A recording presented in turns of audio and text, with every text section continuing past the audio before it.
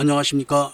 2024년 10월 9일 수요일입니다. 코페스 군사 정보 채널에서 오늘은 FA-50PL 어떤 난관이 있어도 돌파한다 이런 주제와 미국이 고성능 AI를 탑재한 수직 이착륙 드론을 개발했다는 소식, 그리고 러시아 기뢰 탐지함이 우크라이나 공작원들의 공작으로 사용 불능이 됐다는 소식을 전해드리기로 하겠습니다. 오늘 전해드리는 FA-50PL 소식은 국내에서 나온 소식이 아니고 외신을 통해서 나온 소식입니다. 그런데 조금 아까 댓글을 보니까 전문성 없이 사기치지 마라 이런 식의 댓글을 단 사람이 있는데, 지금 벌어지고 있는 FA-50의 모든 문제점은 왜 그런가? 제가 곧 발간할 김대중과 청주회 국정원장들의 대남 적화 편에서 T-50 이야기가 언급되고 있습니다. 지금 벌어지고 있는 T-50, FA-50의 모든 문제점은 바로 김대중 정권과 문재인 정권에서 기인한 겁니다. 록히드 마틴이 더 이상은 양보할 수 없다고 할 정도까지 김대중 정부는 돈을 뺄 때까지 빼가지고 최대한 많은 기성품을 사용했고, 그러기 위해서 록히드 마틴에게 너무나 많은 부분을 양보를 한 점, 그 다음에 FA-50도 카이가 단종 부품이 너무 많다, 빨리 이걸 해결해라, 이런 요구를 한 거를 문재인 정부가 안 들어줬기 때문에 이렇게 됐다는 점, 이게 바로 FA-50에 대한 정치 정보입니다. 이런 정치 정보 기본 상식을 갖고 FA-50에 대한 문제점에 대한 이야기를 들으시면 원인과 해답을 찾을 수가 있습니다. 사실상 FA-50 기술진에게는 아무런 문제가 없습니다. 그들은 시키기만 하면은 지금이라도 에이사 레이더를 장착해서 미제 암람이 안 된다고 하면은 유럽제 공대공 미사일을 인티할 수 있는 능력을 갖고 있는 사람들입니다. 지금 한국산 FA-50에는 단거리 공대공 미사일이 AIM-9M입니다. 그런데 폴란드가 갖고 있는 것은 AIM-9X입니다. 이런 거 통합하는 거 그렇게 어렵지 않습니다. 폴란드에서도 다른 나라처럼 무기를 질질 끌고 납품을 안 한 게 아니라 먼저 비행기는 도착을 했고 무기를 발사할 수는 있지만 우리가 보유한 무기와 호환이 안 되기 때문에 그렇다는 것을 인정하고 있습니다. 그리고 미제 암람을 통합하는 문제는 미국 정부의 허락을 받아야 된다는 것도 잘 알고 있고, 미국 정부가